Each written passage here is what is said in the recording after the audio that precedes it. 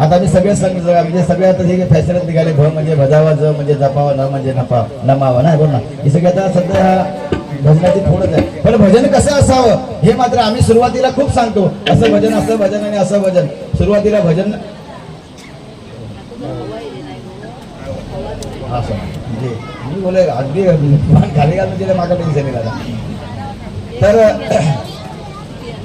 आम्ही सुरुवातीला असे सांगतो ना, अरे माझे परममित्रांनी असे खूप आम्ही बुवांची नावं घेतो आणि मग नंतर जेव्हा भजन चालू होतं त्याच्यानंतर कोण परममित्र नाही आणि कोण सुप्रसिद्ध भजनीकार नाही, काय नाही, साफ विषयच नाही ते. पण म्हणजे भजन कसं असावं आणि आजपर्यंत तुम्हा सर्वांच्या कृपाशीर्वादाने आमच्या गुरूंच्या कुठल्याहीमुळे आजपर्यंत नाव जे आमचं राहिलेलं आहे, जे कुठलाही आज खरोखर म्हणजे बुवा तुम्हाला तर सांगतो, माझे कार्यक्रम खूप कमी होतात. आमच्या गुहागरमध्ये माझे बरेचसे कार्यक्रम आहेत, पण कार्यक्रम खूप कमी होतात, पण होतात ते अशा पवित्र ठिकाणी होतात. हे माझं भाग्य आहे. कारण अशा पवित्र ठिकाणी ज्या ज्या ठिकाणी मंदिर आहे त्या त्या ठिकाणी आम्हाला कार्यक्रमासाठी बोलवण्यात येतं. हे आमचं खूप मोठं भाग्य म्हणजे. आणि भजन तर कसं असावं, भजन कसं असावं, एकमेकाची उन्ही धुनी काढणं हे भजन नाही मंडळी. भजन असं असावं की माझ्या आईने ऐकावं, भजन असं असावं की माझ्या आईने ऐकावं, माझ्या बहिणीने ऐकावं, माझ्या मुलीने ऐकावं, माझ्या पत्नीने ऐकावं.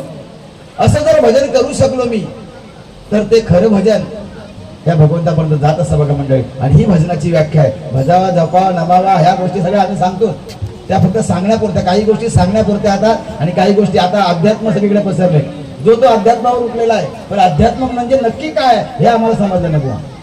अध्यात्मामुळे पहिला परिणाम आपल्या शरीरावर होतो, आपल्या मनावर होतो, आपल्या आत्म्यावर होतो. हे अध्यात्म पहिलं आहे. आम्ही इतिहासाच्या गोष्टी सांगणं, पुराणाच्या गोष्टी सांगणं हे अध्यात्म नाही. आणि जोपर्यंत आपल्याला अध्यात्म सांगावं ना, दुसऱ्या बुवांच्या ओली धुनी काढावी, त्यांच्या घरापर्यंत जावं, हे कुठलं अध्यात्म. पण आज सध्या गरज त्या गोष्टीची आहे. लोकांना मनोरंजन जास्त पाहिजे आहे. आज आमचे कानकेकर सरांनी सांगितलं की मनोरंजन म्हणजे भजन नाही. खरोखर अतिशय मी सांगत असतो, पण काय मंडळी आता सध्या आमच्या सिंधुदुर्गामध्ये जर मनोरंजनाचा हा भाग जर आता एवढा वाढलेला आहे. मी नेहमी सांगतो की जेव्हा जेवणामध्ये आपलं काय आहे की जेवणामध्ये जेव्हा आम्ही करतो एवढा भात असतो.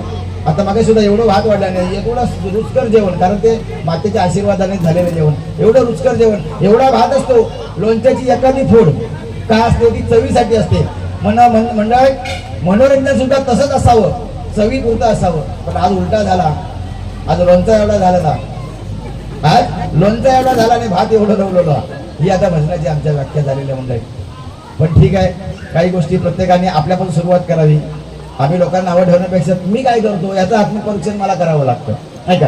म्हणून त्याप्रमाणे चालायला म्हणजे काय मंडळी, भजनाने नक्की काय होतं. पण आज एवढ्या कार्यक्रमासाठी एवढा मोठा उत्साह, एवढे मोठे दानशूर व्यक्ती या मातेच्या चरणापाशी आहेत. मोठ्या मोठ्या हाताने लोकांनी देणगी दिलेली आहे. जर मंडळाने विचार केला असता, समितीने विचार केला असता तर आणखी काहीतरी वेगळं ऑर्केस्ट्रा वगैरे ठेवला असता ना बुवा. पण आज लोकांनी का या ठिकाणी भजन ठेवलं, कारण या भगवंताला आवडणारं म्हणजे काय, या मातेला आवडतं काय करते भजन बुवा. आणि त्यामुळे हा भजनाचा जंगी सामना आहे. सुंदर सादरीकरण म्हणून या ठिकाणी श्री काळबादेवी प्रसादी भजन मंडळ वारगाव कानकेकरवाडी आणि आमचे सन्मान्य बुवा श्री चंद्रकांत कानकेकर सर यांच्याकडून या ठिकाणी 200 रुपयाचा बहुमूल्य पारितोषिक स्वीकार करत धन्यवाद बुवा. तुमचे आशीर्वाद हे खूप महत्वाचे आहेत. कारण जेव्हापासून कार्यक्रम ठरला ना मंडळी, अनेक या ठिकाणी मला सांगायची गरज नाही, पण मी ज्या ज्या ठिकाणी जातो बुवा त्या त्या ठिकाणी पहिलं सांगतो. आमच्या साठले कोणा माहिती आहे की तुमच्या देवाला नक्की काय लागतं ते मला सांगा. तुमच्या देवाला नक्की भजन लागतं का तमाशा लागतो ते पहिलं मला सांगायचं. इथं सांगायची मला गरजच नाही, कारण सगळं आम्हाला आल्या सगळ्या गोष्टी कळल्या. कारण आता लोकांची मानसिकता बदललेली आहे. लोकांना भजनापेक्षा मनोरंजनावर जास्त भर आहे. एकमेका बुवा, दोन बुवा एकमेकांची कशी साला काढतात हा महत्वाचा. पण आज या पवित्र ठिकाणी बुवा, आणि तुम्हाला पण मंडळी सांगतो की आम्ही दोन बुवा किंवा आम्ही कुठलेही बुवा असू दे, आम्हा दोन बुवांमध्ये एवढी ताकद असते, एवढी ताकद असते.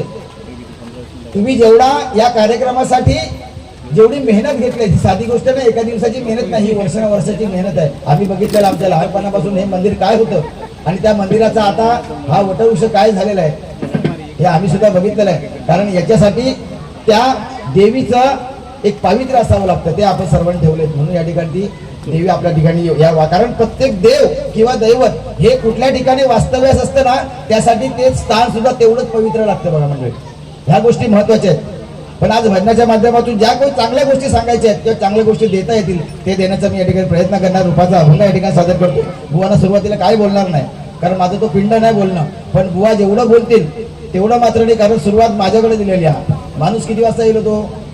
8:30 वाजता, बरोबर ना? 8:30 वाजता आहे ना? येऊन फक्त जेवलं असत नाही काय ना? जेवत नाही तुम्ही तरी जेवलात ना रे बाबा. अरे हायला जेवण म्हणजे नशिबान गावता, तुमचं नशीब नाही तसा समजायचा. हा मग 8:30 वाजता येऊन तुम्ही हाय जरा बसवून धावला असते, जरा वाईट कापला हातात गेला असत ना. हा बरं पहिली बारी सुरुवात करायची काय ना माका घाबरत तुम्ही भले भले गेले. माका कोण घाबरत नाही, कुत्रं घाबरत नाही सिंधुदुर्गात. मी असं एकमेव बुवा आहे, कोण नाही घाबरत माका. पण खूप प्रेम आहे सिंधुदुर्गातल्या बुवांचं माझ्यावर, त्यामुळे कसं बोलण्याचा विषय नाही आहेत. फक्त माझा असाच विषय आहे की घालून पाडून बोलायचं नाही, जे आमच्या गुरुने जे दिलंय त्या गोष्टीच मांडायच्या आहेत, बाकी इतर गोष्टी मांडायची गरज नाही, नाही का? त्यामुळे बुवा तुम्हाला खरोखर शुभेच्छा देतोय. आणि तुम्ही काय जोर करतो तर करा, कारण काय सुरुवात माझ्याकडनं जर झाली ना करता बरोबर नाही, म्हणजे त्या पाहुण्याचा असं करतात असा विषय होतो. पाहुण्याने काय करू तर बघूया, मग घावणे घालूसाठी आम्ही तयार असतो, हा विषय नाही.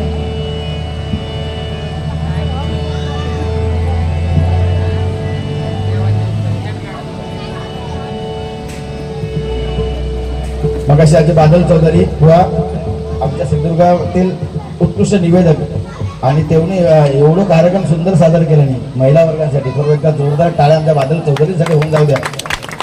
कार्यक्रमाला चांगली रंगत आणली आहे महिला वर्गांसाठी. पैठणी कोणा कोणा गावली त्यांचं स्वागत, ज्यांना नाही गावली पुढच्या वर्षी अपेक्षा करू का हरकत नाही. पुरुषांचं काय काय बोलले होते मगाशी, बघले ऐकलंय वाई जरा की टावेल टोपी तरी देतात मी शेवटी असं. हा बोलले ना ते असं काय करत नाही, पुरुषांनी याच्यावर समाधान मानायचं. आता बघा ना महिला वर्गात किती चांगले, आता 1500 रुपये कोणा घेतात दिले का? आता हा चालू का बंद झालं बंद झाले ते तसे आमचे म्हणजे एकदम ठामपणे सांगत नाही तुम्ही होय की नाही काही म्हणत नाही. हा कारण सध्या सरकारच्या जेवढ्या जेवढ्या जास्तीत जास्त योजना आहेत त्या महिलांसाठी आहेत. आम्ही आमचे घोडे मारलेलेच आहेत त्यांचे सरकारचे सगळ्यांचे. पुरुषांसाठी काही विषयच नाही तसं, पण 1500 देतात तुम्हाला खरोखर चांगली गोष्ट आहे आणि दिलाच पाहिजे, महिलांचा सन्मान केलाच पाहिजे मंडळी. पण हे जे 1500 देतं ते कोणाचे हो? लाडकी बहीण तुम्ही नक्कीच असं. भाऊजींचा काय? भाऊजीच्या खिशातल्या घालायचे बहिणीच्या पदरात घातलेले असते, विषय असं आहे हो, लक्षात द्या. म्हणजे पुरुषासाठी काय तसं काय योजनाच नाही तसं. फक्त मी माझं एक महत्वाचं सगळ्यांना मी सांगत असतो भजनामध्ये की जशी लाडकी बहीण ही योजना आहे, बरोबर ना? लाडकी बहीण अगदी असायलाच पाहिजे, पण लाडकी बहीण योजना सुरक्षित बहीण लाडकी बहीण सुरक्षित आहे का? लाडकी बहीण आमची सुरक्षित आहे का ह्याचा आपण कधी विचार केला का? कारण आज बघा 10 वर्ष 12 वर्ष 15 वर्ष 20 वर्ष ह्या मुलींवर बलात्कार होत आहे. माझी लाडकी बहीण आज सुरक्षित नाही आहे. या लाडकी बहीण ही योजनापेक्षा लाडकी सुरक्षित बहीण ही योजना ही महत्वाची खूप गरजेची योजना होती आणि ती योजना यायलाच पाहिजे आता. कारण 1500 रुपयात आमची इज्जत येणार ना परत, 1500 रुपयात आमची इज्जत परत येत नाही. पण त्यासाठी सुद्धा ह्या गोष्टी खूप गरजेच्या आहेत, कारण आता सगळा हे कलियुग आहे, या कलियुगामध्ये चुकीच्या गोष्टीच होत आहेत लक्षात. आणि एक योजना आणखी चांगली सरपंच या ठिकाणी असतील त्यांच्यासाठी सुद्धा त्याने एक लाडकी लग्नाळू योजना एक घेऊन यावं.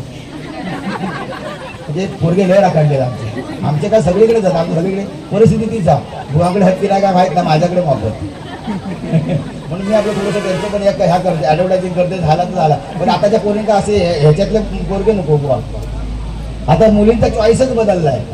मुलींना असे भजनातले चांगले सुसंस्कृत चांगला कमवत त्यांना गुटखा खाणारो हा मारणारो असे बोल, म्हणजे मुलींचा चॉईसच बदलला. फॅन्ड्री बिंड्री असे सुंदर माझ्याकडे आज योग नाही तो, आता तो वाढदिवस होता फॅन्ड्रीचा आमच्या, ह्यांका एक गावत नाही त्याच्याकडे 4 काय तुझी गुन्हा काय अशी अवस्था. मग माझी एक म्हणजे विनंती आहे की एक लाडकी लग्न योजना आणला तर खूप बरं असं. ठीक आहे, रुपाला सुरुवात करतोय.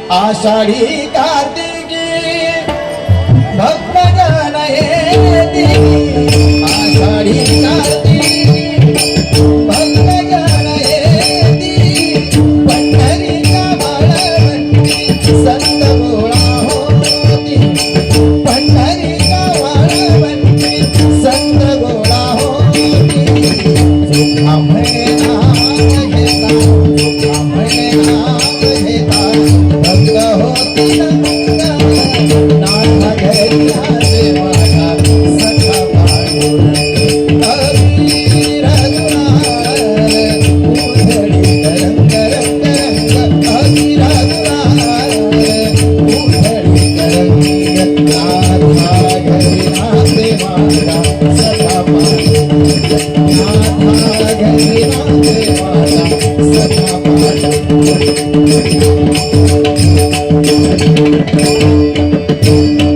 नको झांजची पडाविना नको भिन्न राग भजनासाठी काय हवं असतं बघा नको झांजची पडाविना नको भिन्न राग नको झांजची पडाविना नको भिन्न राग झोपेतही विवेकाला झोपेतही विवेकाला येत आहे जागे तुझे नाम आले सुर भारावरे तुझे नाम आले सुर भारावरे अंतरंगी मागाने अंतरंगी मागाने मनहर पडले तुझे नाम